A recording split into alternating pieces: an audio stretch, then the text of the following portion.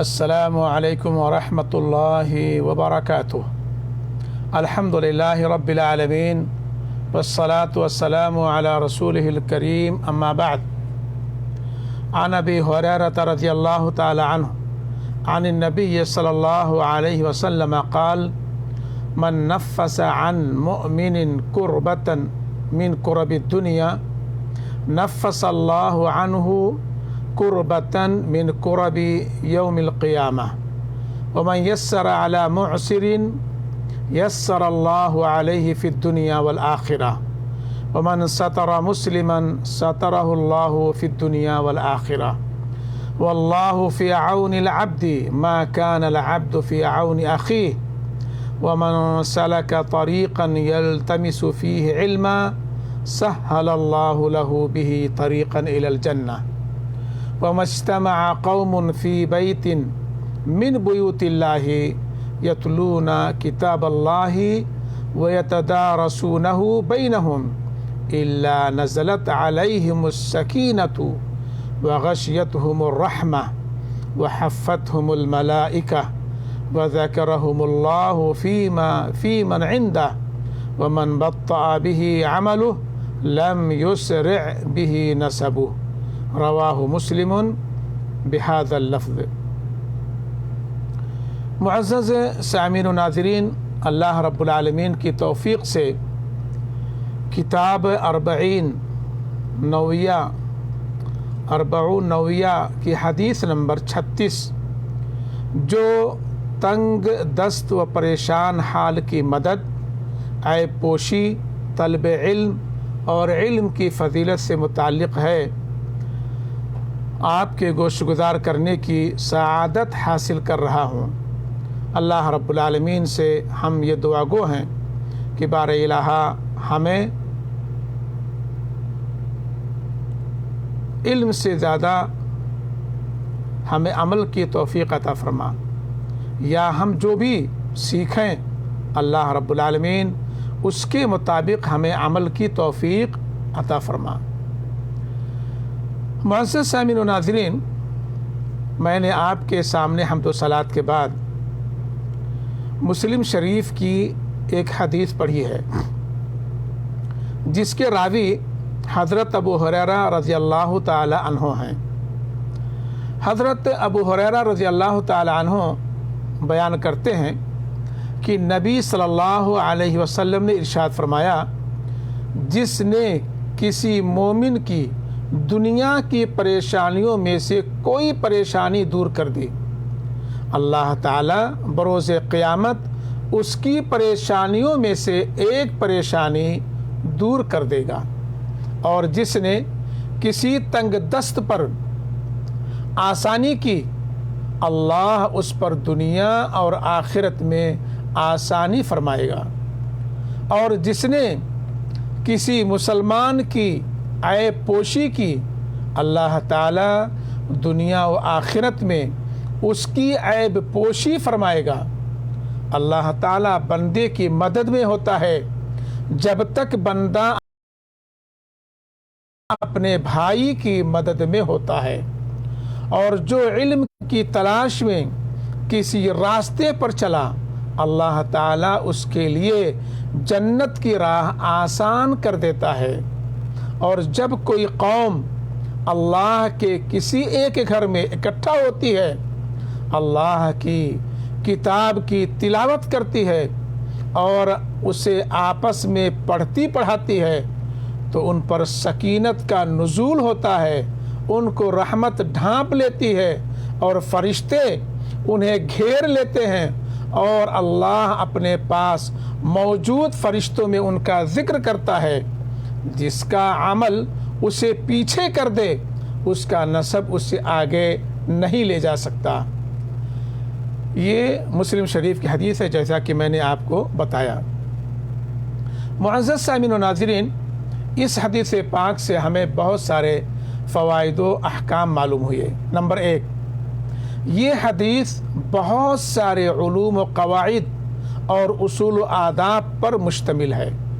اس میں اسلامی اخوت کے تقاضوں کی ادائیگی، علم حاصل کرنے اور قرآن مجید کے فہم و تلاوت، اس پر عمل، اس کی نشر و اشاعت پر ابھارا گیا ہے۔ نمبر 2، مشکلات میں اپنے کسی مومن بھائی کے کام آنے کی بڑی فضیلت اس حدیث پاک میں بیان کی گئی ہے، خواہ وہ مالی اور معاشی مشکلات ہوں یا ذہنی اور نفسیاتی الجھنیں، سماجی پریشانیاں ہوں یا کچھ اور۔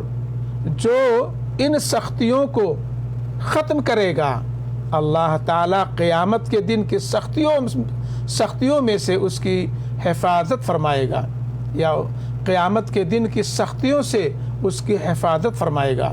نمبر 3، حدیث میں تنگ دست پر آسانی کرنے کی ترغیب ہے۔ اس کی کئی شکلیں ہیں۔ ایک تو یہ ہے کہ قرض دار کو فراخی آنے تک مہلت دی جائے۔ دوسری صورت یہ ہے کہ قرض معاف کر دے۔ تیسری صورت یہ ہے کہ مزید مالی تعاون کرے۔ نیز صبر و شکر کے اجر و ثواب کی خوشخبری سنا کر اسے تسلی دے۔ نمبر 4، حدیث سے مسلمانوں کی عیب پوشی کی فضیلت معلوم ہوتی ہے۔ وہ عیوب خواہ شکل و صورت اور جسمانی ساخت سے متعلق ہوں یا اقوال و افعال اور اخلاق و کردار سے متعلق ہوں۔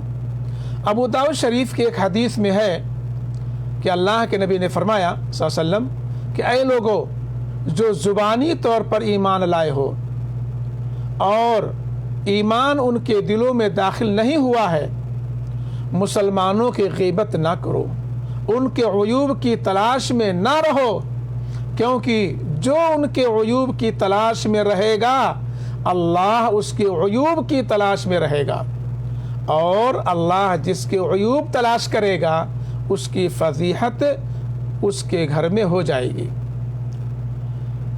واضح رہے کہ جو شخص علانیہ طور پر فسق و فجور کا مرتکب ہو اس کی غیبت حرام نہیں، بلکہ لوگوں سے اس کی حالت بیان کر دینا ضروری ہے تاکہ لوگ اس کے شر سے محفوظ رہیں۔ نمبر 5، بدلہ عمل کے جنس سے ملتا ہے، یعنی جس انداز کا عمل ہوگا اس کی جزا بھی آخرت میں اسی طرح کی ملے گی، جیسے آسانی کرنے پر آسانی، عیب پوشی پر عیب پوشی وغیرہ۔ اس ضمن میں دیگر نصوص بھی ملتے ہیں، جیسے اللہ ان بندوں پر رحم کرتا ہے جو دوسروں پر رحم کرتے ہیں۔ نمبر 6، اس حدیث پاک میں ایک مسلمان کا تعاون، ہیلپ، سہایتا، مدد کرنے، اس کی ضرورت پوری کرنے، اس کی حاجت کی تکمیل کے لیے سعی و کوشش کی ترغیب دی گئی ہے۔ کسی ایسے شخص کے پاس سفارش کر دینا بھی تعاون کی ایک صورت ہے جہاں سے ضرورت پوری ہو سکتی ہے۔ نمبر 7، علم طلب کرنے والے کے لیے جنت کا راستہ آسان ہو جاتا ہے۔ یہ علم طلب کرنے کی ایک بہت بڑی فضیلت ہے۔ نیز اس کے سوا اور بھی طلب علم کے بہت سے فضائل کتاب و سنت میں مذکور ہیں۔ نمبر 8، مسجد میں اکٹھا ہو کر قرآن مجید کی تلاوت اور تعلیم نیز درس و تدریس ایک فضیلت والا عمل ہے۔ بظاہر معلوم ہوتا ہے کہ یہ مسجد کے ساتھ خاص ہے، لیکن صحیح مسلم کی ایک دوسری روایت میں مسجد کا ذکر نہیں ہے، لہذا وہ اپنے عموم کی بنا پر تمام مقامات کو شامل ہے۔ نمبر 9، اللہ کے نزدیک بندوں کا مقام ان کے عمل و کردار اور تقوی کے ذریعے متعین ہوتا ہے، ان کے حسب و نسب سے نہیں۔ اللہ تعالیٰ کا ارشاد ہے وَلِكُلٍّ دَرَجَاتٌ مِّمَّا عَمِلُوا وَلِكُلٍّ دَرَجَاتٌ مِّمَّا عَمِلُوا، سورہ احقاف آیت نمبر 19۔ اور ہر ایک کو اپنے اپنے اعمال کے مطابق درجے ملیں گے۔ नूह अलैहिस्सलाम के नाफरमान बेटे को नबी की रिश्तेदारी काम न आ सकी और तूफान में गर्काब हो गया। इब्राहीम अलैहिस्सलाम के वालिद ईमान न लाने की बिना पर जहन्नम में फेंक दिए जाएंगे। मोहम्मद सल्लल्लाहु अलैहि वसल्लम के चहेते चचा अबू तालिब शिरक पर कायम रहने की वजह से दाखिले जहन्नम होंगे।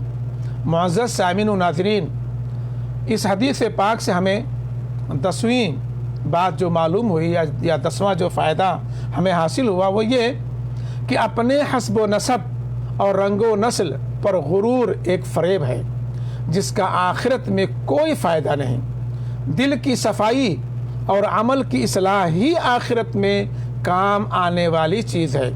अल्लाह ताला का इरशाद है, इन्न अकरमकुम इंदल्लाहि अतकाकुम।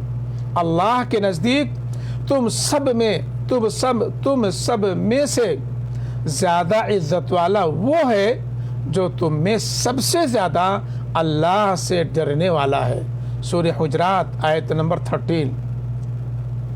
मुस्लिम शरीफ में है, नबी सल्लल्लाहु अलैहि वसल्लम फरमाते हैं कि अल्लाह ताला तुम्हारे जिस्मों और तुम्हारी सूरतों को नहीं देखता बल्कि तुम्हारे दिलों और तुम्हारे आमाल को देखता है। अल्लाह रब्बुल आलमीन से हम ये दुआ करते हैं कि बारे इलाहा हमें नेक आमाल करने के तौफीक अता फरमा। अल्लाह रब्बुल आलमीन हमें दुनिया और आखिरत में कामयाब कर। सल्लल्लाहु अला खैरि खल्क़िही व आलिही व सहबिही अजमईन बिरहमतिका या अरहमर राहिमीन। वस्सलामु अलैकुम व रहमतुल्लाहि व बरकातुहू।